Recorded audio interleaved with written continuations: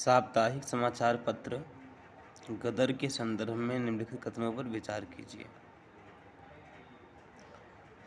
देखिए, यदि गदर आंदोलन की बात की जाए तो गदर दल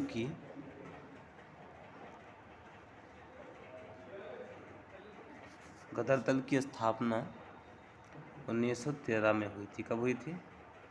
1913 में इसकी स्थापना हुई थी। ठीक है, इसकी स्थापना का उद्देश्य क्या था? तो इसकी स्थापना इसलिए की गई थी कि जो भारत में ब्रिटिश शासन है उसको समाप्त करना। ठीक है, ये जो गदर दल है एक क्रांतिकारी समूह था। इसे कनाडा और यूएसए में भारतीय प्रवासियों द्वारा गठित किया गया था। ठीक है, याद रखिए, जो कनाडा देश है और अमेरिका है, इसमें वर्तमान में संयुक्त राज्य अमेरिका, वहाँ में प्रवास करने वाले जो भारतीय नागरिक थे उन्होंने इसका गठन किया था। ठीक है, और एक गदर पत्रिका भी होती थी इसी की, जिसका प्रकाशन कहाँ होता था? तो सैन फ्रांसिस्को में होता था। कहाँ होता था? San Francisco.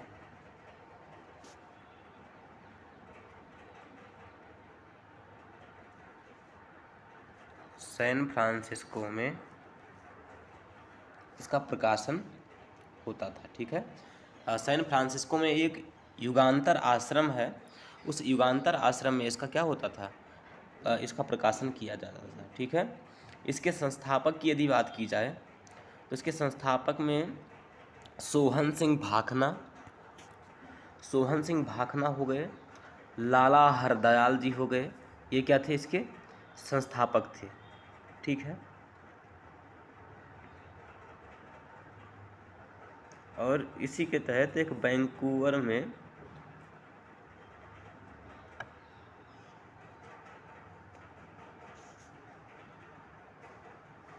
स्वदेश सेवक और सिएटल में यूनाइटेड इंडिया हाउस की स्थापना की गई थी, और इससे जुड़े कुछ और भी व्यक्ति थे।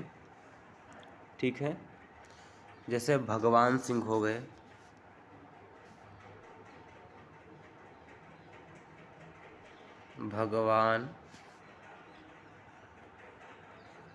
भगवान सिंह है,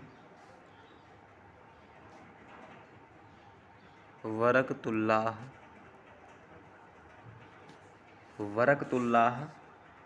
और रामचंद्र। ठीक है, ये इससे संबंधित कुछ और अन्य व्यक्ति थे। ठीक है,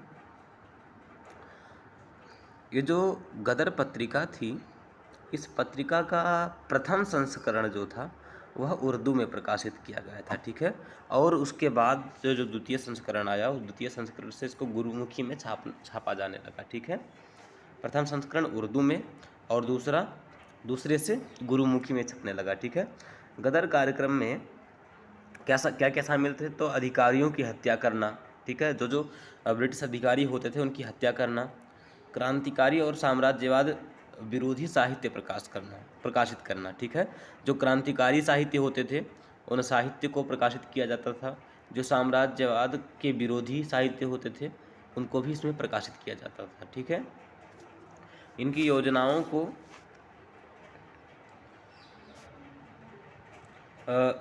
कामागाटा मारू।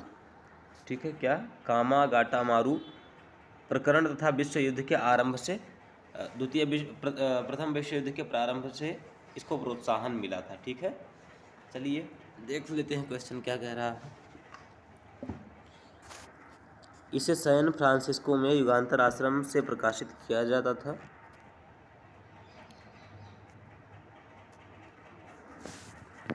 सही बात है। इसका प्रथम संस्करण गुरुमुखी में प्रकाशित हुआ था। दूसरा वाला गलत है। प्रथम संस्करण इसका उर्दू में प्रकाशित हुआ था और दूसरे संस्करण से क्या होने लगता था? गुरुमुखी में इसका प्रकाशन होने लगा था। इसलिए केवल एक ऑप्शन सही हो जाएगा।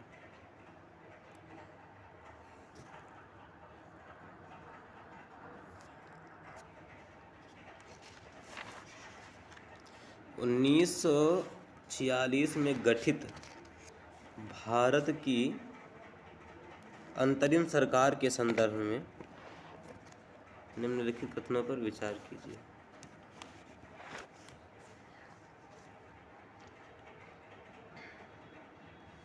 इसका गठन सितंबर 1946 में हुआ था, जिसमें केवल कांग्रेस के सदस्य। चलिए देख लेते हैं।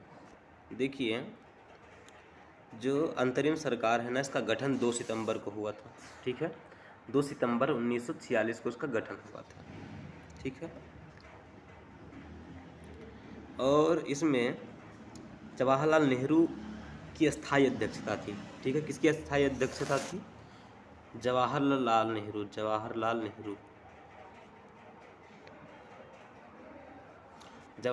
नेहरू की स्थायी अध्यक्षता थी। और उनकी स्थायी अध्यक्षता में पहले केवल कांग्रेस के ही सदस्य शामिल हुए।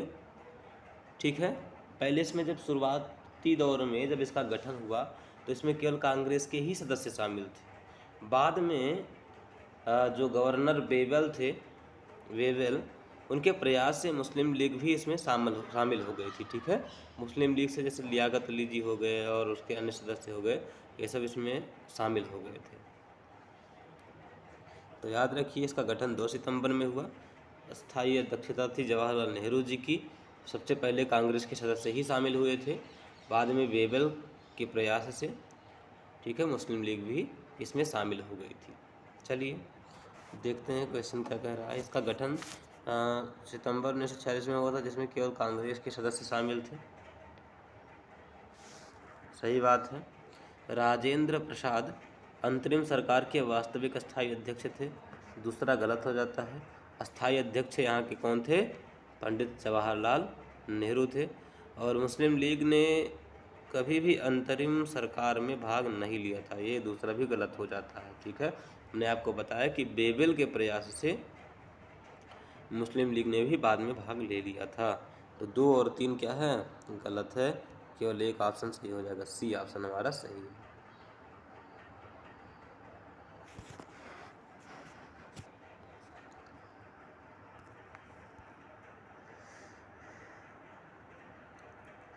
निम्नलिखित कथनों पर विचार कीजिए।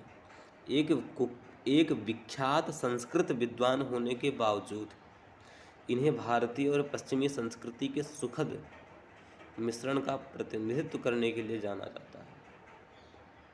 इन्होंने संस्कृत भाषा पर केवल उच्च जातियों के एकाधिकार होने का विरोध किया।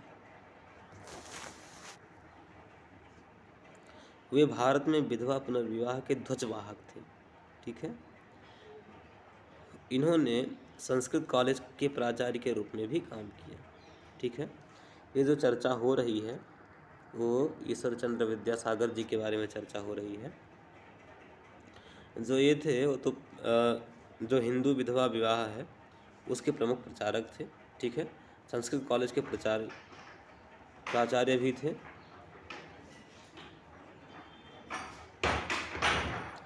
और जो संस्कृत भाषा है इस पर केवल उच्च जातियों का जो अधिकार था ये उसका विरोध करते थे। ठीक है, कहते थे सभी के पास संस्कृत की शिक्षा होनी चाहिए।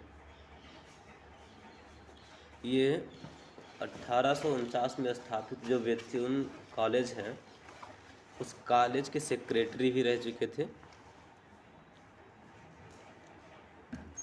ठीक है, जो बेथुन कॉलेज है वह भारत या फिर एशिया का सबसे पहला महिला कॉलेज था। इस बात को याद रखिए। चलिए, राधे राधे।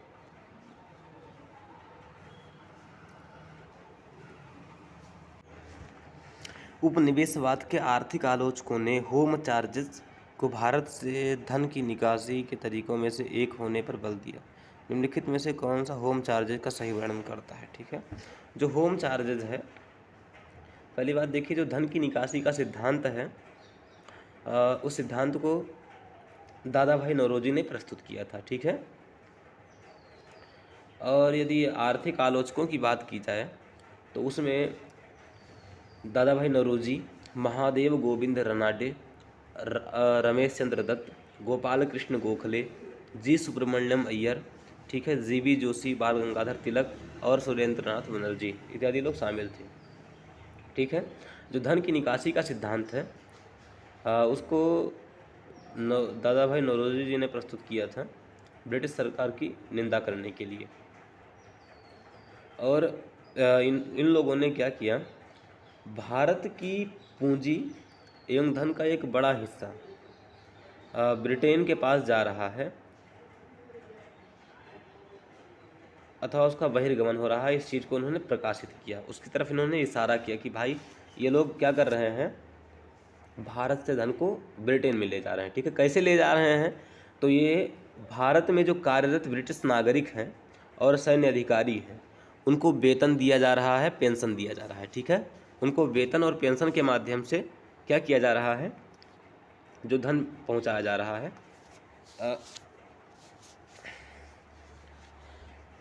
और भारत सरकार द्वारा लिए गए जो ऋण हैं उन ऋणों पर ब्याज, ठीक है, भारत सरकार द्वारा लिए गए जो ऋण हैं उन ऋणों पर ब्याज के रूप में,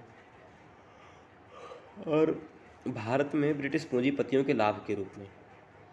ठीक है, और गृह व्यय क्या है, गृह व्यय के रूप में भी जा रहा है। तो गृह व्यय क्या होता है, तो ब्रिटेन में भारत सरकार के जो होने वाले खर्चे हैं उसी को गृह व्यय के रूप में जाना जाता है। ठीक है, तो हम लोगों का प्रश्न है गृह व्यय। ठीक है, गृह व्यय के बारे में हमारा क्वेश्चन पूछा गया है, तो देखते हैं क्या कह रहा है। भारत सरकार द्वारा लिए गए ऋण पर ब्याज, ठीक है, ये तो धन के सिद्धांत में आता था। ठीक है, ये गलत हो जाता। भारत में कार्यरत ब्रिटिश नागरिक एवं सैन्य अधिकारियों का वेतन, भारत में कार्यरत ब्रिटिश नागरिक एवं सैन्य अधिकारियों का वेतन, ये भी धन के सिद्धांत, धन के दोहन सिद्धांत में आता है। ठीक है, धन के निकासी में। और ब्रिटेन में भारत सरकार के खर्चे, ठीक है, ये यही सी ऑप्शन अपना सही हो जाता है। ठीक है, चलिए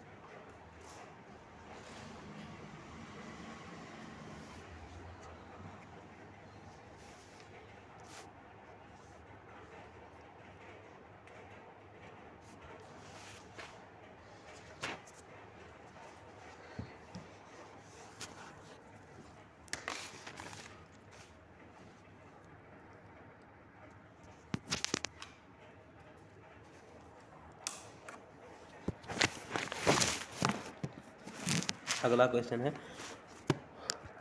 स्वदेशी आंदोलन के संदर्भ में निम्नलिखित में से कौन से कथन सही नहीं है। इसकी उत्पत्ति बंगाल विभाजन विरोधी आंदोलन के रूप में हुई थी। ठीक है, ये तो सही है भाई, बंगाल विभाजन विरोधी आंदोलन के रूप में स्वदेशी आंदोलन की उत्पत्ति हुई थी। समितियों ने आंदोलन के लिए जनमत तैयार करने में सहयोग किया, एक भी सही बात है। बंगाल के बड़े जमींदार ने स्वदेशी आंदोलन का समर्थन नहीं किया। ठीक है, ये गलत बात है। बंगाल के जो जमींदार थे उन जमींदारों ने भी क्या किया था, इसमें सहयोग किया था।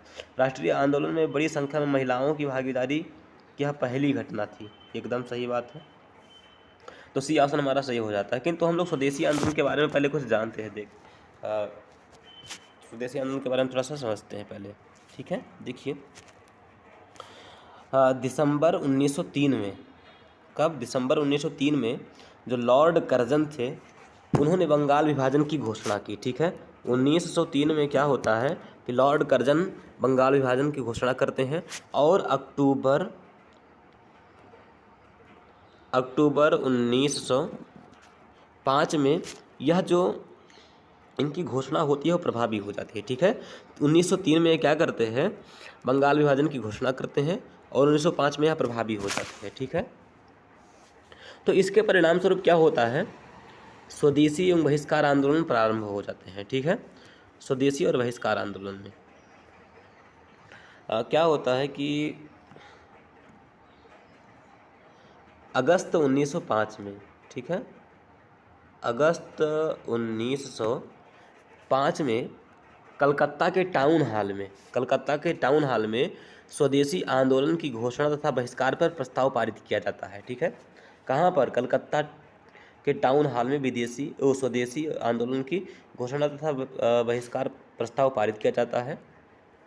ठीक है, और इसमें जो समितियां होती हैं, समितियों ने स्वदेशी आंदोलन के लिए जनमत तैयार करने में सहयोग किया था। ठीक है, और अश्विनी कुमार की एक जो स्वदेश बांधव समिति है, ठीक है, अश्विनी कुमार की स्वदेश बांधो समिति, याद रखिए आपसे प्रश्न पूछा जा सकता है, ठीक है। अश्विनी कुमार की जो स्वदेश बांधो समिति है वह भी क्या कर रही थी, जनमत तैयार करने में सहयोग कर रही थी, ठीक है। इसी प्रकार की एक समिति और है स्वदेशी संगम, स्वदेशी संगम, स्वदेशी संगम नाम की जो समिति थी वो चिदम्बरम पिल्ले जो है ना, ये उनके द्वारा स्थापित समिति थी, ठीक है। तो स्वदेशी बांधव समिति अश्विनी कुमार और स्वदेशी संगम चिदम्बरम पिल्ले की क्या है, इसी प्रकार की समिति में से एक थी। और इसमें स्वदेशी आंदोलन में बड़े जमींदार जो थे वे कांग्रेसी नेताओं के साथ इसमें शामिल हो गए थे, ठीक है। इसमें महिलाओं की भी भागीदारी रही और यहाँ आंदोलन में महिलाओं की भागीदारी की सबसे पहली घटना थी, ठीक है। राष्ट्रीय आंदोलन में महिलाओं की संख्या की सबसे पहली बहुत बड़ी भागीदारी थी और इस भागीदारी की सबसे पहली घटना ये थी, ठीक है। इसमें क्या हुआ था, जो नेता थे उन्होंने मैनचेस्टर के वस्त्र तथा लिवरपूल के नमक के बहिष्कार के संदेश का प्रचार किया और वंदे मातरम, आमार सोनार, ठीक है, ये गीत गाते और नंगे पांव जुलूस निकालते थे। बंगाल का जो विभाजन हुआ था, ठीक है, वहाँ दोनों जो मतलब बंगाल की एकता के रूप में क्या वहाँ के लोगों ने एक दूसरे के कलाई पर राखी भी बांधी थी, ठीक है।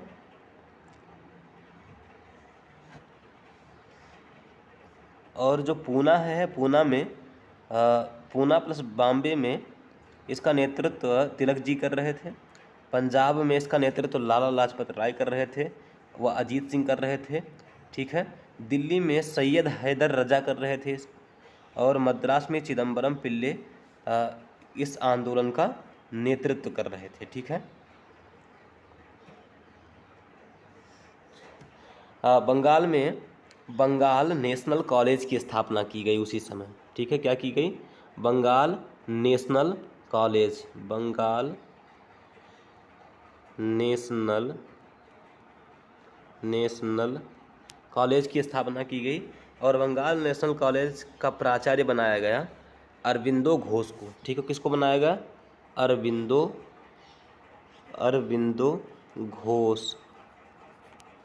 घोष को क्या बनाया गया, वहाँ का प्राचार्य बनाया गया, ठीक है। राष्ट्रीय शिक्षा परिषद की स्थापना की गई 1906 में, ठीक है। बंगाल तकनीकी संस्थान की स्थापना की गई और बच्चों को तकनीकी शिक्षा के लिए धन एकत्रित करके जापान पढ़ने के लिए भेजा गया, ठीक है।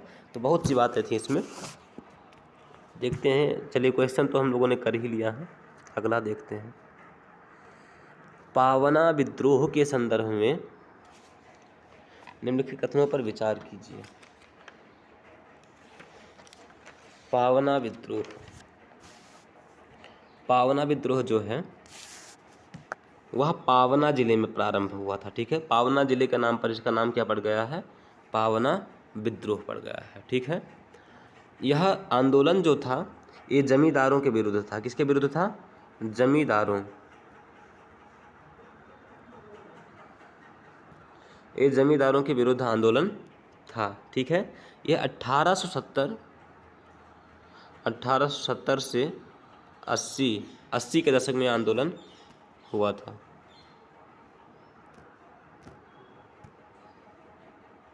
कब हुआ था, 1870 से 80 के दशक में आंदोलन हुआ था, ठीक है।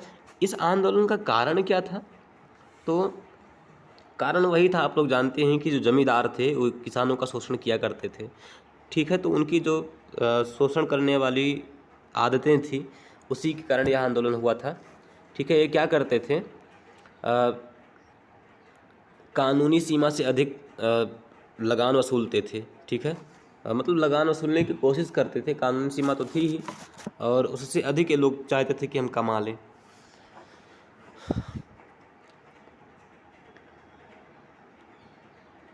और आगे चल करके 1859 में एक अधिनियम लाया गया, ठीक है। उस अधिनियम के तहत जो काश्तकार थे, उन काश्तकारों को भूमि पर उनके स्वामित्व से उन्हें वंचित करने का प्रयास किया गया था, ठीक है। और जमींदारों द्वारा किसानों को भूमि से जबरन बेदखल करना तथा न्यायालयों में महंगे वादों में इनको फंसा देना ही क्या मतलब इसी कारण पावना विद्रोह हुआ था, ठीक है। और किसानों ने इसके तहत क्या क्या किया, तो किसानों ने जमींदारों को डराने के लिए, भयभीत करने के लिए उन लोगों ने यात्राएं की, ठीक है। और नो रेंट यूनियनों का गठन किया, ठीक है। किसका गठन किया? नो रेंट यूनियनों का इन्होंने गठन किया। और कृषक संगठनों ने लगान हड़ताल का आयोजन भी किया, ठीक है। परिणामतः क्या हुआ, तो 1885 में सरकार ने बंगाल काश्तकारी अधिनियम पारित किया, ठीक है। इसके तहत क्या किया गया, काश्तकारों के कुछ वर्गों को अस्थायी काश्तकारी दी गई और जमींदारों के विभिन्न उत्पीड़नों से उनको रक्षा प्रदान की गई थी, ठीक है। विद्रोह का मुख्य कारण यूरोपीय बागान मालिकों द्वारा प्रयुक्त दमनात्मक प्रथाएं थीं, ठीक है। ये गलत बात है। किसानों ने उत्पीड़न का विरोध करने के लिए नो रेंट यूनियनों का गठन किया था। सरकार ने काश्तकारों के कुछ वर्गों के लिए काश्तकारी स्थायित्व की अभिपुष्टि करने वाला एक अधिनियम पारित किया था, ठीक है। ये भी सही है। तो हमारा 2 और 3 ऑप्शन सही हो जाता है, सी ऑप्शन सही हो जाएगा।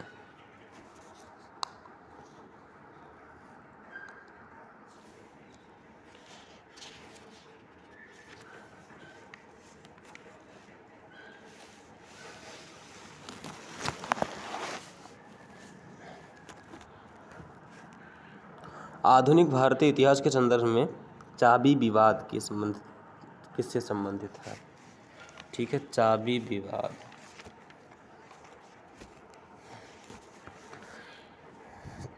विवाद, रॉयल इंडियन नेवी विद्रोह के दौरान हिंसा से बचने के लिए गांधी जी द्वारा किए गए अनुरोध से, 1857 के विद्रोह के दौरान सैनिकों द्वारा बैरकों को तोड़ने से,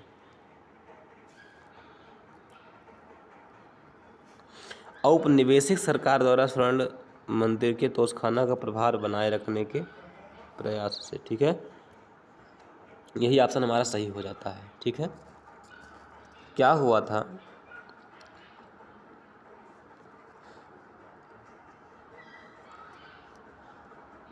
जो एक खालसा बिरादरी के जो लोग थे, उन लोगों ने स्वर्ण मंदिर को अपने अधिकार में ले लिया था, ठीक है।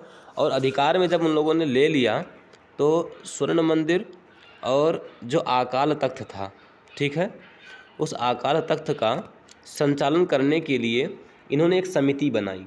और समिति जो थी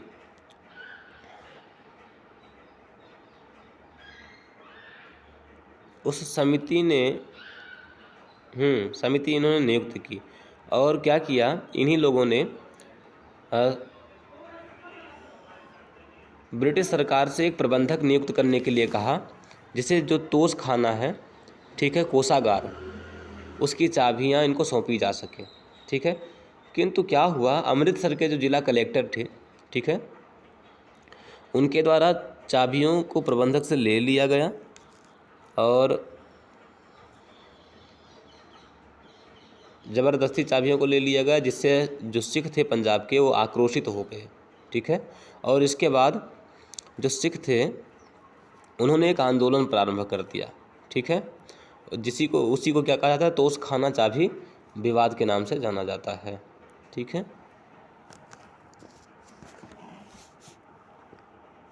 तो ऑप्शन हमारा सी सही हो जाता है।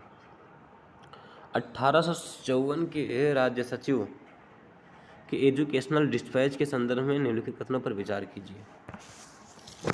1854, देखिए 1854 का जो एजुकेशनल डिस्पैच था उसे बोट्स डिस्पैच भी कहा जाता है, ठीक है। जो इसके तहत क्या किया गया, जो अधोमुखी निस्यंदन सिद्धांत था, उस सिद्धांत को त्याग दिया गया था, ठीक है। और इसे अंग्रेजी शिक्षा का मैग्ना कार्टा भी कहा जाता है। क्या कहा जाता है? इसे अंग्रेजी शिक्षा का मैग्ना कार्टा भी कहा जाता है। इसके तहत जो स्थानीय भाषाएं थी उन स्थानीय भाषाओं में शिक्षा पर बल दिया गया था। ठीक है, स्थानीय भाषाओं पर शिक्षा में बल दिया गया था। इसने सभी प्रांतों में शिक्षा विभाग स्थापित करने का निर्देश भी दिया था। इसके तहत कलकत्ता, बॉम्बे और मद्रास में विश्वविद्यालयों की स्थापना का भी प्रावधान था। इसके तहत क्या किया गया था? कलकत्ता विश्वविद्यालय, बॉम्बे विश्वविद्यालय, मद्रास विश्वविद्यालय का 1853 या 54 में क्या किया गया था? 54 में विश्वविद्यालयों की स्थापना की गई थी। ठीक है, और इसमें श्रेणीबद्ध विद्यालयों जैसे हाई स्कूल, ठीक है, और माध्यमिक विद्यालय, प्राथमिक विद्यालयों की इसके तहत स्थापना की गई थी। ठीक है, इसके तहत शिक्षक प्रशिक्षण संस्थानों की स्थापना की गई थी, और जो देसी विश्वविद्यालय थे उनको बढ़ावा दिया जाता था। ठीक है, विद्यालयों को वित्तीय अनुदान भी दिए जाते थे। देखते हैं क्वेश्चन क्या कह रहा है। इसने कंपनी को शैक्षिक उद्देश्यों के लिए 1 लाख रुपए की राशि व्यय करने का निर्देश दिया। ये ऑप्शन गलत हो जाता है, क्योंकि जो 1813 का जो अधिनियम आया था, चार्टर एक्ट, उसके तहत सरकार ने कंपनी को क्या किया था? 1 लाख रुपए शिक्षा पर व्यय करने का आदेश दिया था। ठीक है, निर्देश दिया था, और इसके तहत यहाँ पर कोई निर्देश नहीं दिया गया था, इसलिए पहला वाला गलत हो जाता है। ठीक है, डिस्पैच का उद्देश्य औपनिवेशिक शासन के तहत सभी प्रांतों में शिक्षा विभाग की स्थापना करना था। सही बात है। इसके तहत जो सभी प्रांत थे उसमें शिक्षा विभाग स्थापित करने का निर्देश भी दिया गया था। ठीक है, इसलिए ऑप्शन हमारा बी सही हो जाता है।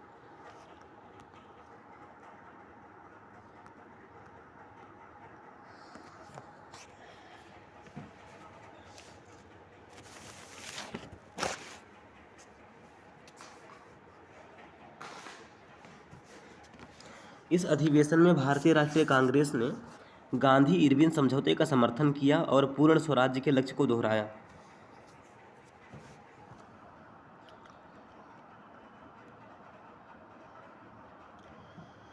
यह अधिवेशन मूल अधिकारों और राष्ट्रीय आर्थिक कार्यक्रम पर एक प्रस्ताव के लिए स्मरणीय है। ठीक है, अब देखिए इसमें गांधी इरविन की चर्चा कर दी गई है, जिससे यह पता चलता है कि गांधी और इरविन का जो समझौता था, उस समझौते के बाद ही क्या किया गया था? यह अधिवेशन आयोजित किया गया था। ठीक है, तो देखिए गांधी इरविन का समझौता कब हुआ था? 1931 में उनका समझौता हुआ था, गांधी और इरविन का। ठीक है, तो 1931 का ही जो अधिवेशन होगा उसी की यहाँ पर चर्चा की जा रही है। ठीक है, तो यहाँ पर सीधा सीधा लिखा हुआ है 1931 कराची अधिवेशन की इसमें चर्चा की जा रही है। ठीक है, तो जो कराची में आयोजित कांग्रेस का अधिवेशन था, उसकी अध्यक्षता सरदार वल्लभ भाई पटेल कर रहे थे। ठीक है, कौन कर रहे थे? सरदार वल्लभ भाई पटेल जी कर रहे थे। सरदार वल्लभ भाई पटेल जी इसकी अध्यक्षता कर रहे थे। इस अधिवेशन में, कराची अधिवेशन जो था, उसमें गांधी और इरविन का जो समझौता था उसका समर्थन किया गया, और जो पूर्ण स्वराज्य का लक्ष्य है उसको इसमें दोहराया भी गया था। ठीक है, और इसी के तहत मूल अधिकारों और राष्ट्रीय आर्थिक कार्यक्रम पर एक संकल्प भी स्वीकृत किया गया था। ठीक है, चलिए देखते हैं। यह दिल्ली षड्यंत्र केस, जिसमें वायसराय हार्डिंग पर बम फेंका गया था, की योजना बनाने वाले व्यक्तियों में शामिल थे। गदर आंदोलन का नेतृत्व करने के लिए पंजाब गए। इन्होंने जापान में रहते हुए इंडियन इंडिपेंडेंस लीग की स्थापना की। इन्होंने जापान में रहते हुए इंडियन इंडिपेंडेंस लीग की स्थापना की। ये हमारे थे रास बिहारी बोस जी। इन्होंने इंडियन इंडिपेंडेंस लीग की स्थापना कहाँ पर की थी? जापान में की थी, और यह गदर आंदोलन का नेतृत्व करने के लिए पंजाब भी गए थे। ठीक है, रास बिहारी बोस जी। और रास बिहारी बोस जी के बारे में यदि और बताया जाए तो ये दिल्ली षड्यंत्र केस की योजना का निर्माण करने में शामिल थे। ठीक है, इन्होंने जब राजधानी का स्थानांतरण हो रहा था तो उस समय इन्होंने हार्डिंग पर बम फेंकने से जुड़े थे। ठीक है, इसमें रास बिहारी बोस और सचिंद्रनाथ सान्याल दोनों लोग जुड़े हुए थे। ठीक है, ये जो रास बिहारी बोस जी हैं वे कांग्रेस के अध्यक्ष भी रह रहे हैं। इन्हीं की अध्यक्षता में कांग्रेस का अधिवेशन कांग्रेस दो भागों में विभक्त भी हो गई थी। ठीक है, इन्होंने गदर आंदोलन में भाग भी लिया था। जापान में इंडियन इंडिपेंडेंस लीग की स्थापना भी इनके द्वारा की गई थी। चलिए, तो रास बिहारी बोस जी हैं, वी ऑप्शन हमारा सही हो जाता है। 1920 के दशक के दौरान बंगाल में क्रांतिकारी आंदोलन के संदर्भ में निम्नलिखित कथनों पर विचार कीजिए। सूर्यसेन ने चटगांव शस्त्रागार छापेमारी का नेतृत्व किया था। ठीक है, सही बात है। कल्पना दत्त और प्रीति लता वड्डेदार चटगांव समूह से संबद्ध थी, एकदम सही बात है। ठीक है, दोनों कथन हमारे यहाँ पर सही है, सी ऑप्शन।